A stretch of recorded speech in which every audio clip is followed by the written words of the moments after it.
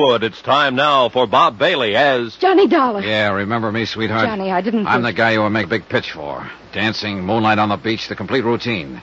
Oh, I gotta hand it to you, baby. That was real nice acting. No, it wasn't acting, Johnny. I meant it, all of it. Oh, sure, Gloria, sure. That's why I catch you here and searching my room. That's all part of the big romance, huh? I can explain. And that's just what you're gonna do. Hey, look, Gloria, one guy has already wound up dead on this deal. I've got a strong hunch I'm number 2 man on the list. And this baby I do not want.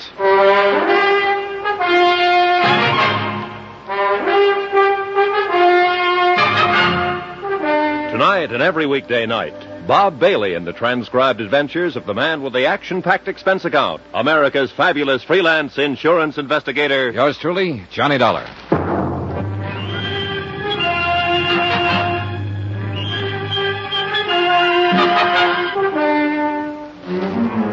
Santo Tomas, Mexico. Expense account submitted by Special Investigator Johnny Dollar. To the Home Office, Northeastern Fidelity and Bonding, Hartford, Connecticut. The following is an account of additional expenses during my investigation of the Alvin Summers embezzlement of $75,000. Item 9, $17.60. Business entertainment for one Gloria Harris. Believe it or not, I wasn't going to put that item on the account because I figured it would just possibly be a private romance. But when I caught Gloria searching my hotel room, I knew she tied a deal somehow. That she could give me information on Summers' whereabouts. Johnny, please. Oh, no, you're not leaving, Gloria, not yet. I'm not trying to get away. Oh, what's the use? You'd never believe me. Why should I? You lied to me. I lied to you once. Only once. When I told you I'm here on a vacation. I'm not. Surprise. The truth is I'm stranded down here. Stranded? Oh, sure. That's why you're staying at the Playa del Mar, the most expensive hotel in town. I don't mean no money. I mean no passport. Oh. It's true. You got a cigarette, Johnny? Yeah, here. Thanks. Yeah. I've been stuck in this ratty town for 4 months now. Just hoping every day that I could figure out some way or find somebody to help me get back to the States. How come you picked this town? Assuming I believe you. Because I heard that fugitives from the States sometimes came here. I've been drifting around for a year, from place to place. I guess I thought my luck had changed here. Well, it hasn't. How'd you lose your passport in the first place? I'll tell you if you really want to know, Johnny. Personally, I'd rather skip it. It's a long story and not a very pretty one. And it's all in the past. Let's just say I made a mistake about a guy. Okay, Gloria, okay. But there's one little item you haven't told me. Why you were searching my room just now. Because I was trying to find out something about you, Johnny. The reason why you're down here. Why? So maybe I could make a deal with you. Deal? You help me get a passport. And I'll help you. How can you help me? You're looking for Alvin Summers, aren't you? Oh, am I? 6 months ago, he embezzled $75,000 up in the States and took off. Go on. You came down here to find him. You're an insurance investigator. Keep talking. That's all. That's it. Now maybe you wouldn't mind telling me how you know all of... Oh, sure. That report in my suitcase. And the picture. Alvin Summers, I know him. I can help you, Johnny. Where is he? First, I've got to know if you'll help me. The passport? The passport. Well, what do you expect me to do about that? In your business, Johnny, you must meet a lot of people, all kinds. Maybe one of them has an extra passport or two for a price, maybe. All right, I'll see what I can do. That the best you can say? That's the best. Take it or leave it. All right, I'll take it. I haven't any choice. Now, about Alvin Summers. I'll take you there, to Summers' place. Where is it? Down the beach, about a mile below town. Then into the jungle a little way. How come you know where it is? I met Alvin Summers a couple of months ago. Here in Santo Tomas? Yeah. I went there once for dinner. Okay, you take me there, Gloria. First, I'd better go up to the hotel and change. The country's pretty rough on clothes. Okay, I'll meet you at your hotel in half an hour. Johnny.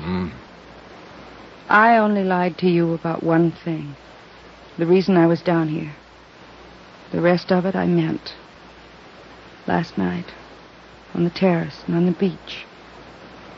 I meant all of it. Really, Johnny.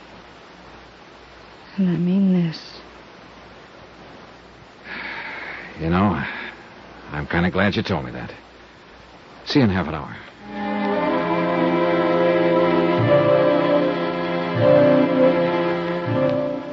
I stayed there a while after she left, going over the case in my mind. Maybe she was telling me the truth. But whether she was or not, I had to follow up any lead I could find, because I was getting nowhere the way things were.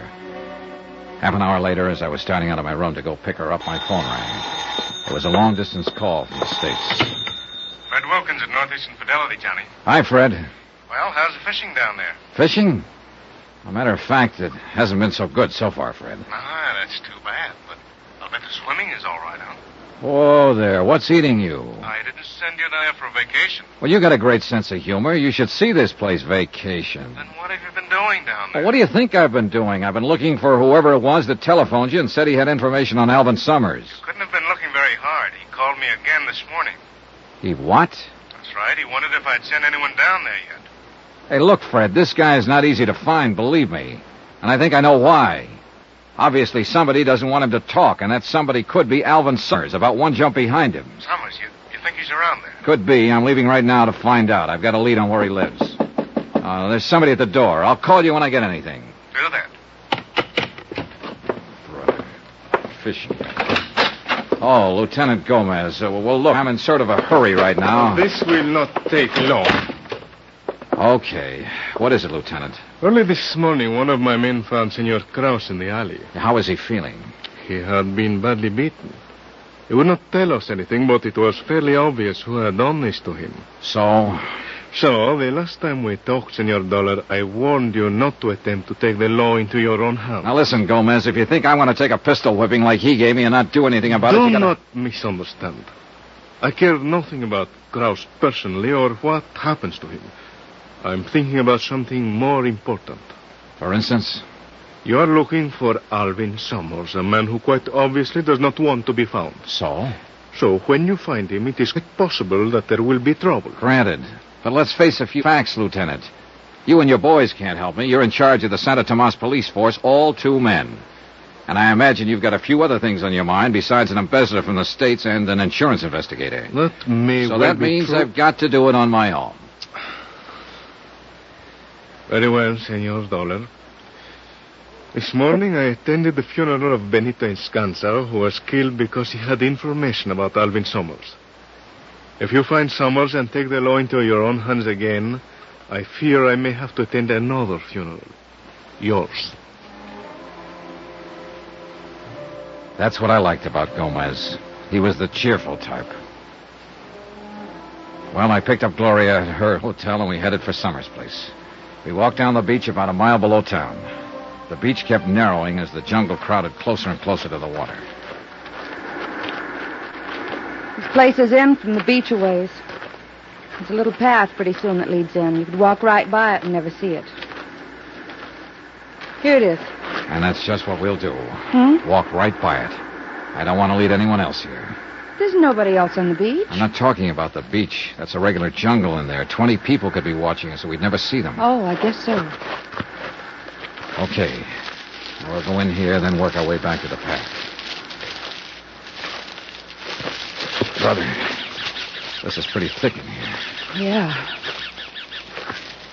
Oh, when you're walking through thick brush like this, you always feel like somebody's watching you. Imagination gets pretty strong sometimes. I think it's a little more than imagination. What do you mean? Stop a minute. Listen. I don't hear him. Johnny. Yeah, somebody's tailing us again. Look, keep moving straight ahead. I'm going to circle and see if I can intercept him. All right, but be careful. Gloria moved on, and I started circling to the right. Every few seconds, I'd stop and listen. Yeah, he was still there. I pegged the direction of the sound and started edging toward it slowly.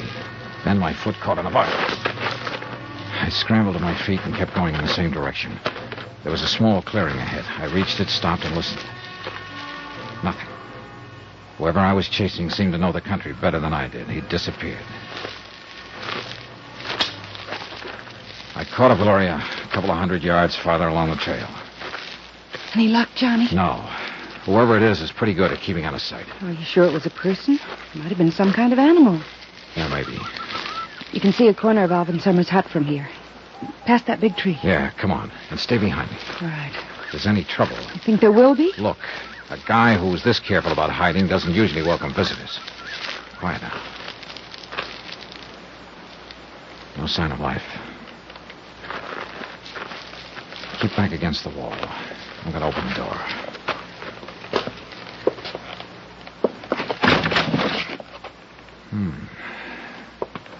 Okay, Gloria. Nobody home, huh? Nobody home. Well, you seem to have a pretty comfortable place here. You like to live in jungles.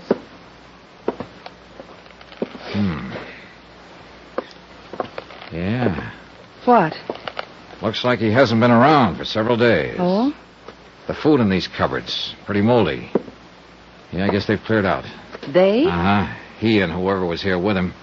What makes you think someone was? For one thing, 2 sets of dirty dishes over there. Maybe he just wasn't neat.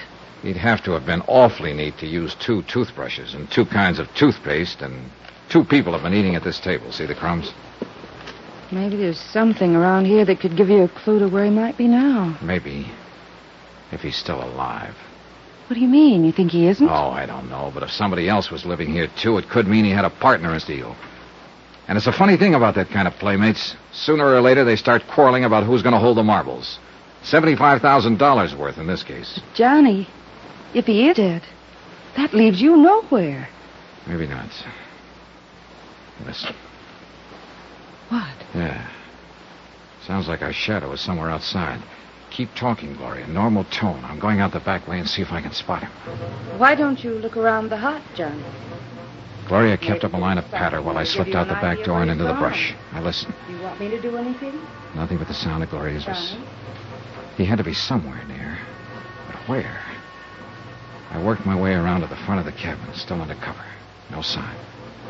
I kept on around the other side. Then, as I started to climb over a fallen tree trunk, I saw a shadow out of the corner of my eye. Hold it. Don't turn around. The voice was behind me. I could see the rest of the shadow now, a hand with a gun. And I knew it was zeroed in on my backbone. I said hold it. I'm holding. Drop your gun. Kick it backwards, quick. Hey, look, whoever you are... Don't turn around.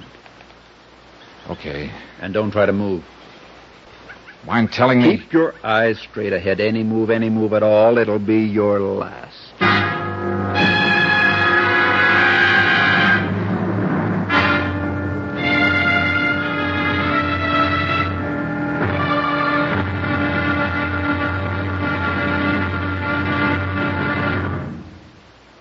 There'll be the final exciting episode in our story of the Alvin Summers matter tomorrow. Yes, tomorrow, how to find out what you've been looking for the hard way. Join us, won't you? Yours truly, Johnny Dollar.